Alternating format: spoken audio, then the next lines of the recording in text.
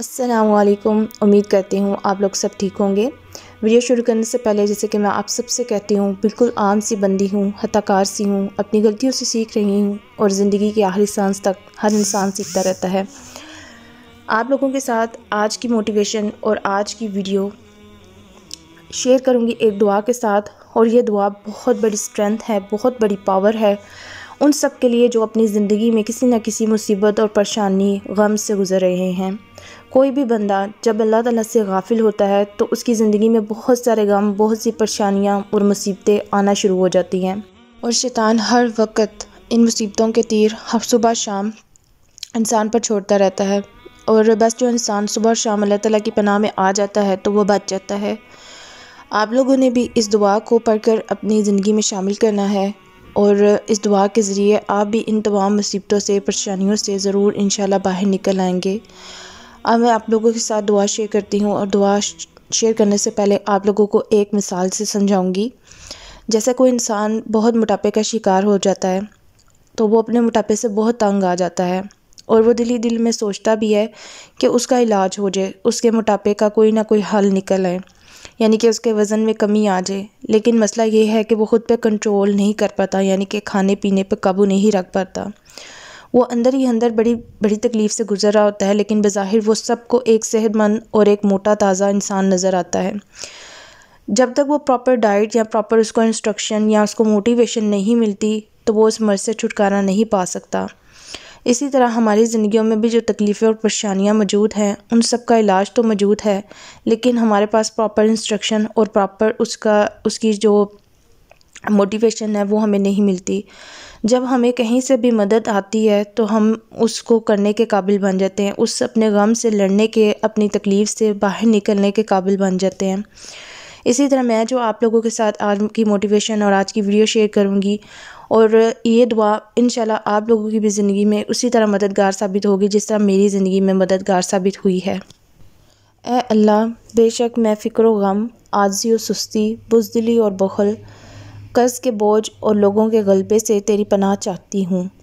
اس دعا کے اندر ہم لوگ 8 مصیبتوں سے اللہ تعالیٰ سے پناہ مانگ رہے ہیں، اور 8 مصیبتیں وہ کون سی ہیں آپ لوگوں کے ساتھ میں ایک ایک کر کے ذکر کرتی ہوں۔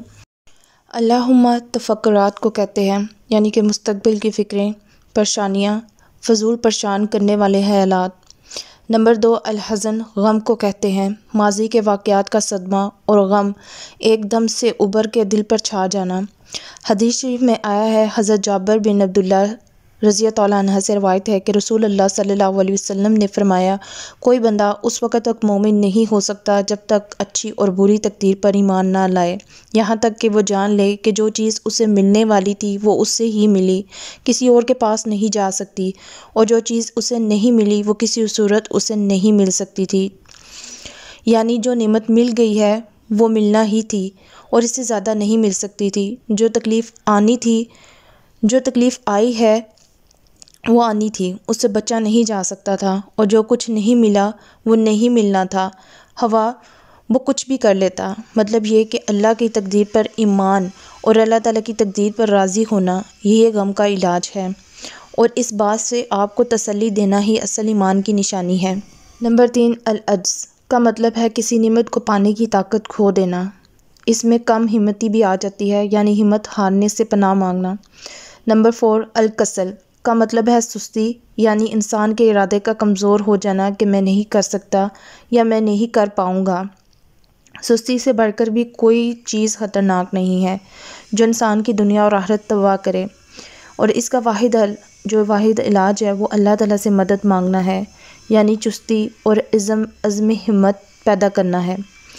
نمبر 5 الجبن، بزدلی، موت کا ڈر کہ دینی خدمت میں بہادری نہ دکھائی تو بس ہر وقت ڈر سا لگا رہے اور دین کی خدمت پیچھے رہ جائے۔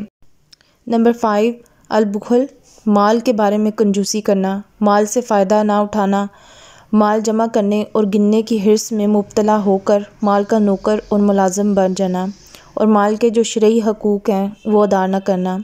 نمبر 7 غلبات الدین، قرضے کا بری طرح سے مسلط ہو جانا، فضول قرضے لینے کی عادت پڑ جانا، قرضوں کے بوجھ سے دب جانا۔ اور نمبر 8 قہر الرجال، لوگوں کے ہاتھوں ذلیل و رسوا، مغلوب ہو جانا، یعنی کہ لوگوں کا آپ کے اوپر حاوی ہو جانا۔ لہٰذا اس مسنون دعا کو ضرور آپ سب نے اپنی زندگی میں شامل کرنا ہے، اور صبح شام کی مسنون دعاؤں کے ساتھ آپ لوگ اسے اپنی زندگی میں شامل کریں۔ اللہ تعالیٰ میری اور آپ سب کی تمام آفتوں سے اور مصیبتوں سے، پریشانیوں سے، غم سے حفاظت فرمائے۔ مجھے اور آپ سب کو اس مبارک دعا کی برکات بھی عطا فرمائے۔ ہم سب کو اس دعا کو اپنی زندگی میں شامل کرنے کی توفیق بھی عطا فرمائے۔ انشاءاللہ ملوں گی آپ سب سے ایک نئی امید، ایک نئی موٹیویشن کے ساتھ۔ اپنی دعاؤں میں یاد رکھیے گا اور میری اس ویڈیو کو اپنے پیاروں کے ساتھ لازمی شیئر کریے گا۔ اللہ حافظ۔